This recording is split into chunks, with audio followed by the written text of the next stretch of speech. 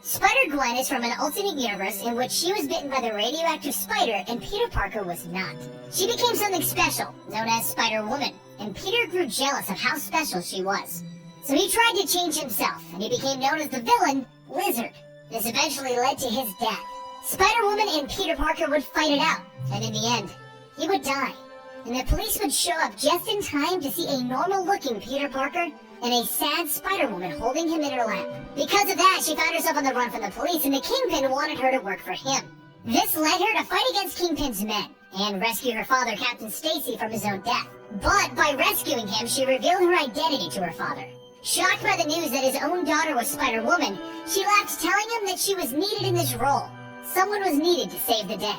She then got ramped up in the Spider-Verse mess, but now she's back home, coping with the events that had unfolded just before she left. While she was gone, Vulture was raging through the town, and the people of New York were questioning where their Spider-Woman had gone, even though no one apparently wanted her around before she left. She's been dodging phone calls from her band, the Mary Janes, also. How can she fix all of this? As she walks through town returning stolen cash registers and pondering the answer to that question, she sees her old band, the Mary Janes, are continuing on without their star drummer. Well, at least they're trying. Their hit single, Face It Tiger, is soaring in the charts, and Mary Jane has too much pride to ask Gwen Stacy back into the band, even though the rest of the band wants her back. What you may have missed in our previous episode is that Gwen effectively quit the band at one of their biggest shows. So after debating if she should talk to her father, go talk to the band, or get the Vulture in custody, Gwen decides that she's gonna fix this whole mess by starting with the Vulture. The town will love her again if she does this. She'll be back in her dad's good graces, and then she can go talk to Mary Jane. So she grabs the Vulture's public address that the police have put out on the internet, and she breaks into his apartment to steal his spray paint and paint messages all over the town. Things like, death from a butt, the Vulture stinks, and your nest is a hot mess. Of course, this does get his attention, and he comes screaming in, ready to fight. But her spider sense saves her as she jumps backwards, webbing him up, yelling, "Kiss D's!" Blinded by the webbing over his eyes, he crash lands into a local apartment, and Spider-Woman leaves him behind him. Aw, you don't want to play anymore, Toomsy? Taking your ball and going home? The Vulture screams and charges right at her, only for her to dodge again and web him from behind.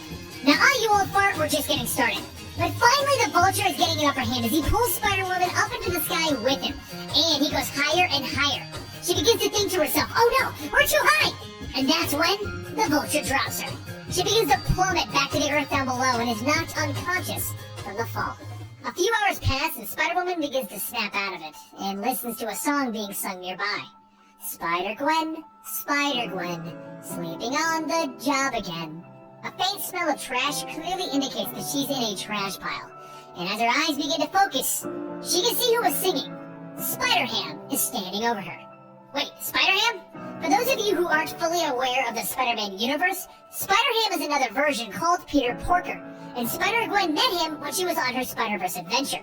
But he can't be her, and he quickly confirms that he is nothing more than a figment of her imagination. Once she realizes that Spider-Ham isn't really there, she leans over the sign to get ready to puke, telling herself, how could she lose to him? To the Vulture! Ah, stop it, Spider-Ham tells her. You did fine. Lose a fight with Baron Zero, then we'll have a self-pity talk. That's when she remembers how she saved herself. At the last second, she used her webbing to glide, and she landed face first into the trash.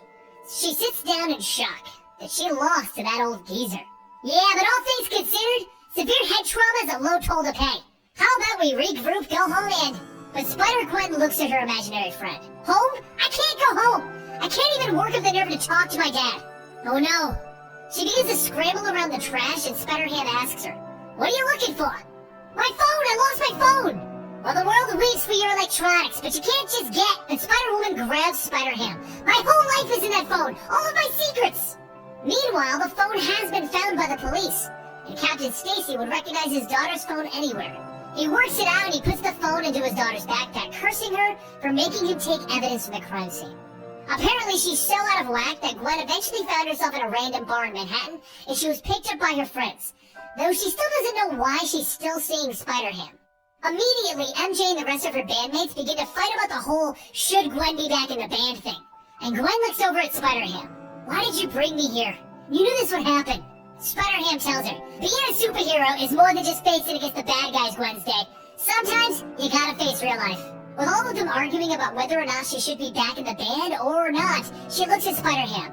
I'm sorry, I just can't. Not yet. She gets up and she apologizes, telling everyone that she's just gonna go. But MJ stops her. For real? You can't. Look at us. The Mary Janes need you. Meanwhile, Captain Frank Castle is trying to get a lead on who this Spider-Woman is. Because in this world, he's not the Punisher. He's a police detective. While Matt Murdock, not the Daredevil, but the Kingpin's lackey in this world, is trying to beat on the Vulture for battling against Spider-Woman. She's the Kingpin's to take care of, and the Vulture has no right to get involved. Spider-Woman suits back up and she hits the streets with her imaginary friend. Maybe she does have brain damage or something. And as they swing around, she tells them that she needs to do this. She'll deal with the Mary Janes after she handles the Vulture. And Spider-Ham tells her, "You're doing this for the wrong reasons, Gwen. None of this will change the past." So she decides that she's gonna take the cartoon pig's advice for the first time. And she's gonna swing by to visit her father.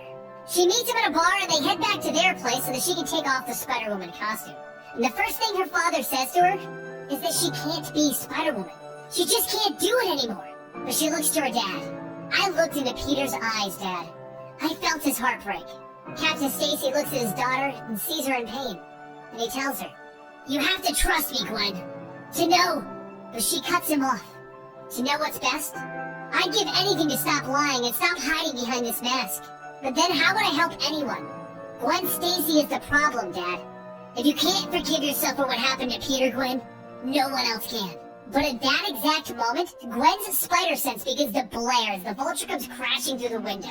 He throws Captain Stacy back and he fills the room up with his Vulture gas. He then grabs Captain Stacy by the shirt and he holds him up. "Come clean! Why did the Kingpin's men save you from me? Who is Spider-Woman to you?" Gwen sees her chance and she crawls away to suit up. "You're no match for my tiger style, Vulture," she yells out to get his attention. And she begins to beat on him with stuff that she wedged together to make nunchucks. She starts to win this match against him, but he begins to declare the stakes are too high now. The Kingpin wants her dead. And then the gas begins to affect her and she begins to cough madly. The Vulture stands up giving his evil villain montage, only to be shot in the shoulder by Captain Stacy. Clutching his bullet wound, he takes off in the building, leaving Captain Stacy and Gwen alone. She gets up getting ready to continue her fight with the Vulture, but her father holds her back. "No, Gwen, I won't let you go." So, she revs him to the ground and follows, because she has to. She's the only one that can. She finds the Vulture trying to steal a police car with his gases going crazy all over the place. And with her vision blurring, she takes a few more swings and she knocks out the Vulture. She then starts to stumble away as she hears the police sirens approaching. But she can't get away. This gas is making her just so sleepy. And she stumbles into Captain Castle, now wearing a t-shirt with a skull, holding 2 batons and a gas mask. The radio asks if he wants backup, and he tells them that he has this. She's his. And he begins to take a swing at her, but now she's getting mad. So she breaks his batons, and she flings him onto the hood of a police car. And then she begins to punch him over and over. "I'm tired of all of you jackbooted fascists, and you loudmouthed newspaper jerks." But Frank turns on the electrical currents that shot Gwen off of him, throwing her back off to the ground. She lands dazed, and Frank walks over, removing her mask. And then he looks in shock. "What the frack? How? You're just a..." But Gwen finishes his line for him. "Just a girl? Yeah, that's right, I'm just a girl." And she punches him into a nearby car so hard that he lands unconscious. She reaches down and she grabs her mask. "I've been sloppy and stupid. Dad was right. I can't let the Vulture possibly figure out who I am. No more head games, no more spinning myself in circles. There's no other choice here. Spider-Woman's not a criminal." Meanwhile, Ben Parker, Captain Stacy's next-door neighbor, arrives, and he helps him out of the building. Gwen stops a few more crimes the next day, but the Vulture's been captured by the police, and he's been hauled off. She's not quite sure where and how she should go forward, but she knows that she needs to be a superhero. But she eventually decides that she's gonna go check on her father. She's gonna go to the Parkers, a place that she hasn't been since Peter died. Shouldn't be too hard, right? As Gwen arrives at the front door, she debates if she should even knock. But Ben Parker sees her and he invites her in quietly, because her father is asleep on the couch and he doesn't want to wake her. He then sits her down at the table where she sees scrapbooks in front of her. They're round because May Parker was cleaning. Talk about a day of coincidences. The Parkers are super excited to see Gwen because they really haven't seen her since Peter died. But Gwen can't even hear their kind words, not with the newspaper clippings in front of her. The one stating Peter died, and it's all Spider-Woman's fault. She can't take it, it's too much, and she begins to get up and leave, but May Parker asks her to stay. They haven't seen her in months. She looks down. I can't. I shouldn't, May. She thinks to herself, there are just too many reminders in this house. How can she move forward when everywhere she looks around, she's reminded of Peter's death by her hands? But May holds her chin in her hands. We can do this together. It's Peter. That's why you're here, isn't it, dear? I'm having a hard time with Spider-Woman, May says. And Gwen stops. What do you mean? I don't know where to begin. But I knew when she showed up that Peter was in love. He was in love with the idea of her, Gwen. The power of it, the freedom, the fantasy. He was brilliant and he lived in a world all by himself in his head. I don't know if it was the children ridiculing him or beating him. But maybe he just felt trapped with two old farts like Ben and me. Regardless of what his reasoning was, he was trapped, alone in his own world in his head. And he wasn't well. When he died, Jameson threw a microphone in my face and I looked for someone to blame. And I thought, why not Spider-Woman? She fled from the scene, from the police, and she wears a mask. But something felt wrong. Peter and I started cutting clips of Spider-Woman when he was alive, and when he died, I just kept going. But I saw something in all these clippings. I started to see a different picture. I saw her trying to make up for something, to set it right. For Peter, wouldn't that mean she's guilty? Gwen asks her. Maybe, but what would you do if the world judged you like that? Who could you even trust? Maybe she's trapped in her own head too. Maybe it's just easier to be someone that's behind that mask than pretend that she has no choice.